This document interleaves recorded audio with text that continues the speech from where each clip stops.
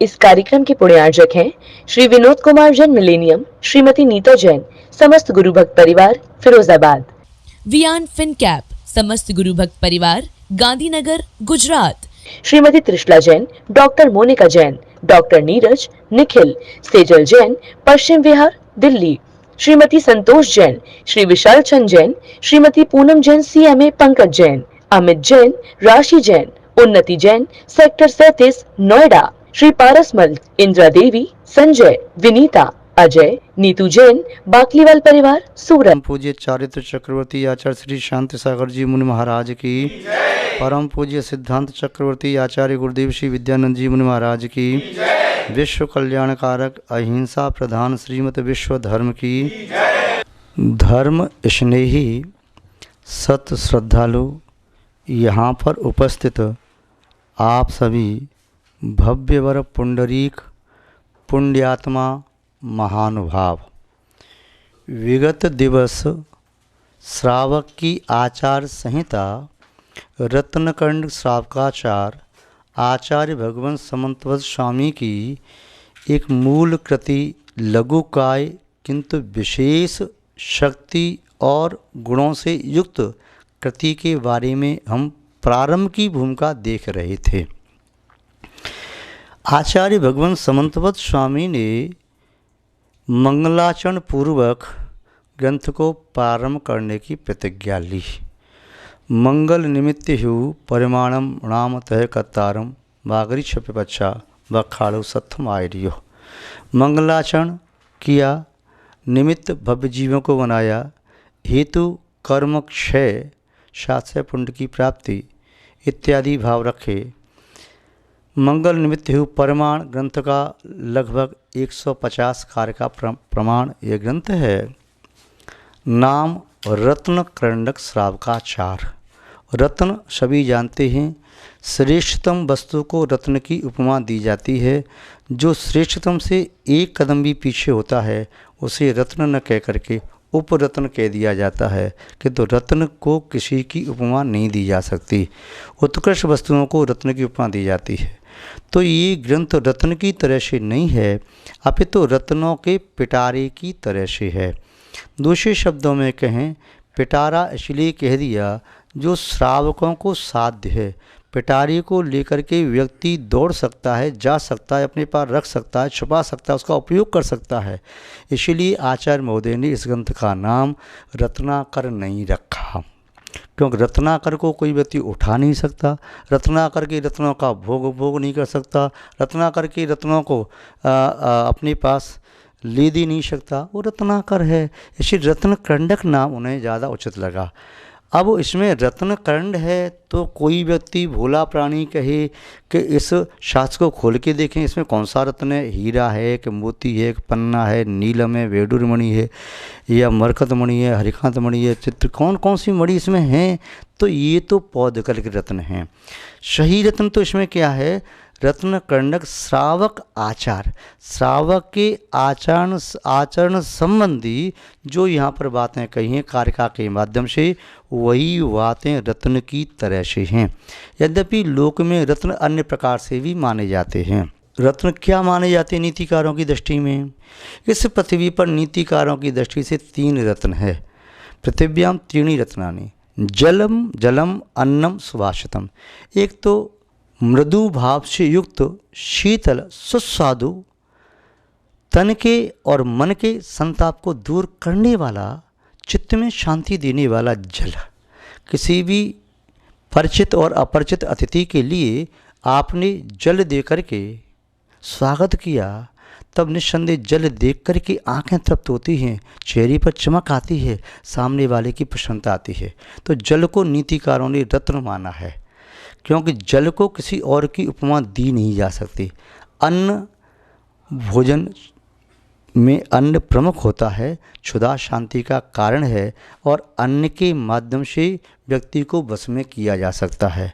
अन्न अपने आप में कहते हैं कोई रस वाला नहीं होता, उसमें जैसा रस मिला दो, क्षारीय, कड़वा, चरपरा, नमकीन, मीठा, वैसा वह अन्न हो जाता है। किंतु वह अन्न अपनी अपनी रुचि के अनुसार लोगों के द्वारा रस मिश्रित होकर के वह नाना प्रकार का व्यंजन वो बना सकता है और नाना प्रकार के प्रभाव वाले, भाव वाले, रुचि वाले, प्रकृति वाले व्यक्तियों को संतुष्टि और बल प्रदान करने वाला होता है। इसलिए अन्न भी रत्न है। और तीसरा रत्न दिया है सुभाषित, अच्छे बोल, मीठे बोल, हितकारी बोल, सत्य बोल, जिससे स्वपर का हित हो, स्वपर को आनंद आए। तो ये 3 रत्न कहे नीतिकारों ने। पृथिव्याम त्रीणि रत्नानि जलमन्नम सुभाषितम मूढ़ पाषाण खंडेषु। नीतिकारों ने कहा कि मूर्ख व्यक्ति हैं जो पाषाण के टुकड़ों को रत्न संज्ञा विधीयते, रत्नों की संज्ञा देते हैं कि रत्न हैं, हीरा मोती, मूंगा, वैडूर्य मणि या नीलमणि या और भी मणि इतने भी हैं, पन्ना इत्यादि। तो ये सब रत्न नहीं, तो पाषाण के टुकड़े, पुद्गल है। अरे पुद्गल का टुकड़ा रत्न कैसे हो सकता है मेरी आत्मा के लिए? तो नीतिकारों ने कहा ये 3 वस्तुओं से जब अतिथि का स्वागत किया जाता है तो वो रत्न बन जाते हैं, या कोई और आपका स्वागत करे तो ये रत्न की तरह से हैं। ये 3 वस्तु अपने अतिथि को, देव को प्रस्तुत करना रत्न के थाल भर के सम्मान करने से ज़्यादा वह प्रभावक होता है। अपने घर आगंतुक अतिथि के लिए रत्नों के थाल चढ़ा करके तो भेंट कर दिए, किंतु पानी की नहीं पूछा, भोजन की नहीं पूछा, और शब्द भी मीठे नहीं बोले, कटु शब्दों से उसका अपमान या तिरस्कार जैसे कर दिया, तो रत्नों के थाल उसे सुख नहीं दे सकेंगे। तो नीतिकारों की दृष्टि में वे रत्न हैं। एक सम्यक दृष्टि, धर्मात्मा की दृष्टि में रत्न क्या है? तो आप पढ़ते हैं पूजा में, देव शास्त्र गुरु रत्न शुभ, 3 रत्न करतार, भिन्न भिन्न कंगु आरती, अल्प सुगुण विस्तार। तो परमार्थ भूत देव, परमार्थ में कारणभूत शास्त्र, और परमार्थ के मार्ग पर गमन करते हुए निर्गंत गुरु, ये 3 सम्यक दृष्टि के लिए रत्न की तरह से हैं, क्योंकि इन्हें किसी और की उपमा नहीं दी जा सकती। ये देवताओं में देव, वीतरागी देव हो गए, और शादवाद से युक्त समन्वित अनेकांत में वाणी, जिन भगवान की वाणी वह शास्त्र है, वह रत्न की तरह से है। और निर्गंत गुरु समस्त साधकों में, साधना करने वालों में उत्कृष्ट हैं, इसलिए वे रत्न हैं। एक साधक से पूछा जाए कि रत्न क्या है, तो साधक कहता है कि रत्न तो 3 ही हैं साधना के लिए, सम्यक दर्शन, सम्यक ज्ञान और सम्यक चारित्र। ये 3 रत्न हैं। वह श्रवण के लिए 3 रत्न हैं। फिर उपासक का यहाँ कथन चल रहा है, उपासकाचार है, श्रावकाचार है, उसके लिए रत्न क्या है? तो आचार्य महोदय कृषि रत्न कहना चाहते हैं। आचार्य महोदय श्रावक के लिए विधेय, ग्राह्य, प्रत्येक आचरण की बात को रत्न की तरह से कह रहे हैं। किसी बात को चूक नहीं जाना, भूल नहीं जाना। प्रत्येक कार्य का आपके लिए इतना सुख प्रदान करने वाली है जितना सुख किसी रंग को रत्न प्राप्त करने पर होता। महानुभाव, कार्य को प्रारंभ करें तो रत्नों का पिटारा है आचार्य समंतभद्र स्वामी द्वारा प्रस्तुत ये ग्रंथराज। इस ग्रंथराज पर आचार्य प्रभाचंद्र स्वामी जी ने संस्कृत टीका लिखी। अन्य आचार्यों ने कोई टीका संस्कृत में लिखी हो तो वर्तमान काल में उपलब्ध नहीं होती। हिंदी व्याख्याएं अनेकों साधकों ने और विद्वानों ने की हैं।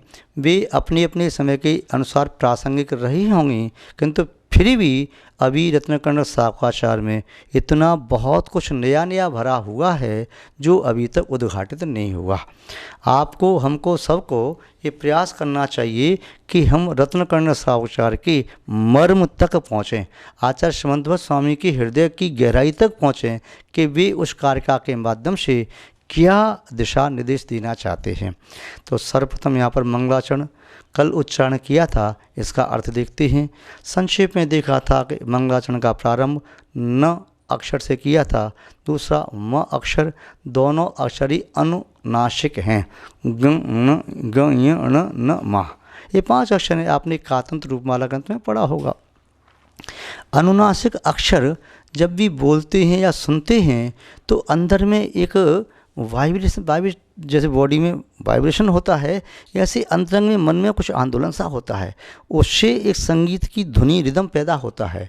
जब आप भी कोई अक्षर बोले नाक को बंद करके तो ऐसे गुंजन सा होता है। ये नाद होता है जैसे ओम का नाद है या और भी जय घोष के नाद होते हैं, किंतु उन सभी नादों से हट कर के अनुनासिक का ये नाद गूंज अलग होती है। अपनी नासिका बंद करके आप यदि न अक्षर का उच्चारण करें, म उच्चारण करें, या उच्चारण करें, न उच्चारण करें, तो एक अलग ही अनुभूति होती है और अंतरंग में बच्चों जैसे आनंद की अनुभूति होती है, आह्लाद होता है। जैसे बच्चे हंसते हैं, खिलखिलाते हैं, ऐसे आपको भी अच्छा लगेगा। तो आचार्य महोदय ने दोनों अनुनासिक अक्षरों को एक साथ रख दिया और मुख्य अर्थ इसका यही है कि नमस्कार हो। पहले नमस्कार झुक करके, मैं अपनी बात कह रहा हूँ, भगवान के सामने झुक गया। नमस्कार कैसे किया? मनसा वाचा कर्मणा। हमने अपने पवित्र चित्त से भगवान वीतरागी देव को नमस्कार किया है और अपने पवित्र विचारों के माध्यम से हमने उन विचारों को शब्दों की पोशाक पहना करके शब्दों का प्रयोग किया वचन के माध्यम से, तो वचनों से भी प्रणाम किया और हमने अपनी शरीर को भी नम्रीभूत बनाया। अपने दोनों हाथ जोड़ करके वद्य करांजलि को मस्तक पर धारण करके नमस्कार ऐसे किया। तो नमः, अब नमस्कार किसको किया? आचार्य महोदय कह रहे हैं कि ऐसे नहीं, ये अपना मस्तिष्क है, उत्तमांग है। उत्तमांग जहाँ झुक गया तो आठों अंग झुक गए, सर्वांग झुक गया। तो उत्तमांग को हर जगह नहीं झुका देना। आचार्य समन्त स्वामी कहाँ झुकाने उत्तमांग को? जहाँ गुण हैं, जहाँ से गुण मिल सकते हैं और जहाँ गुणों का आलय है वहाँ झुका रहे हैं। तो उनकी दृष्टि में इष्ट देवता कौन हैं? तो बता रहे हैं कि मैं उन्हें नमस्कार कर रहा हूँ जो श्री से युक्त हैं। अरे श्री से युक्त को तो संसारी प्राणी नमस्कार करते हैं, राजा है, सेठ है, धनपति है, ये तो इसको नमस्कार कर रहा है। तो क्या आचार्य समन्त स्वामी किसी धनी व्यक्ति को नमस्कार कर रहे हैं? नहीं, उनकी दृष्टि में श्री ये श्री नहीं है जिन्होंने आत्मा के वैभव को प्राप्त कर लिया, अनंत चतुष्टय को प्राप्त कर लिया है। तो अनंत चतुष्टय अंतरंग लक्ष्मी जिसके पास है, और कोई देखे क्या बहिरंग लक्ष्मी से भी दरिद्र हैं, रंक हैं? नहीं, जिन्होंने अंतरंग लक्ष्मी को प्राप्त कर लिया है, बहिरंग लक्ष्मी भी समोषण में विभूति है। सैकड़ों चक्रवर्तियों की विभूति से ज़्यादा वैभव समोषण में विद्यमान होता है।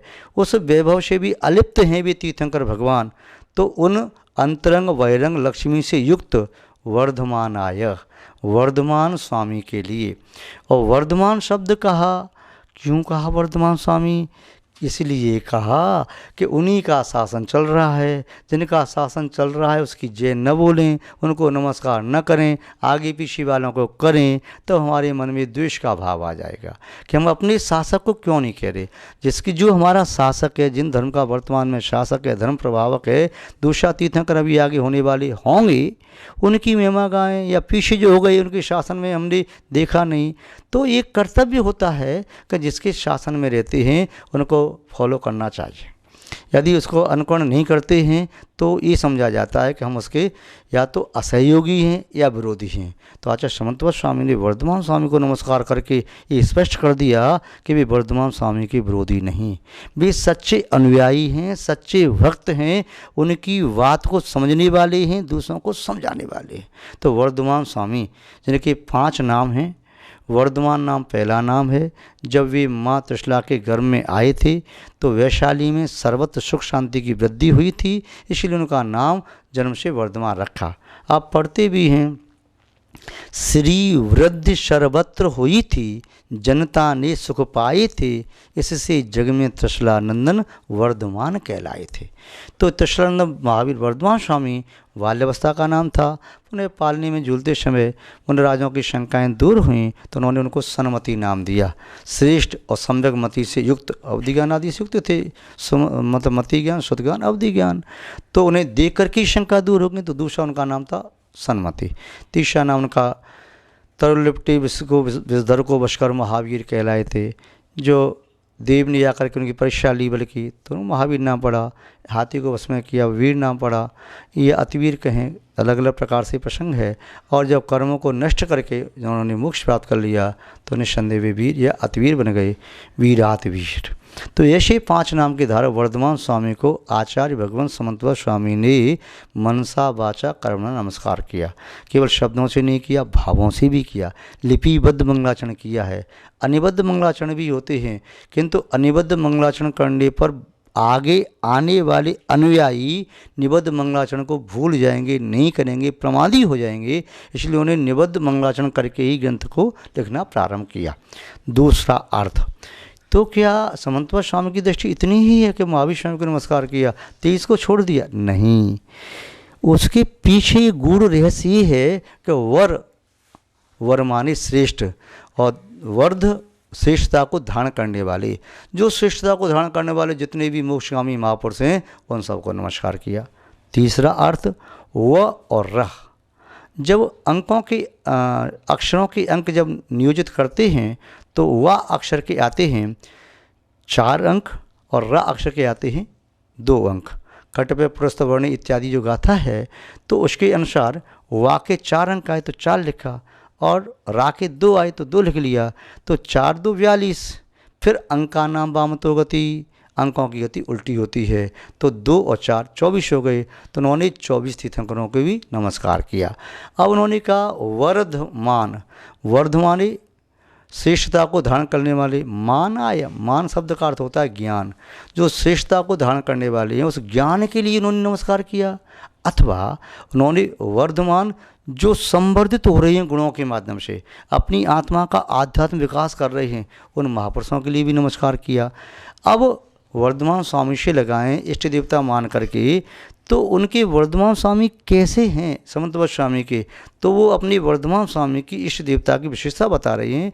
मैं उन वर्धमान स्वामी को नमस्कार कर रहा हूँ जो निर्धूत कलिल आत्मने, आत्मा से जिन्होंने संपूर्ण कर्म कालिमा को, संपूर्ण कर्म कालिमा कहा है उन्होंने, संपूर्ण कर्म नहीं कहा, उन्होंने संपूर्ण कर्म कालिमा को घातिया कर्म कालिमा की तरह से हैं, अघातिया कर्म की अशुभ प्रकृतियाँ कालिमा की तरह से हैं।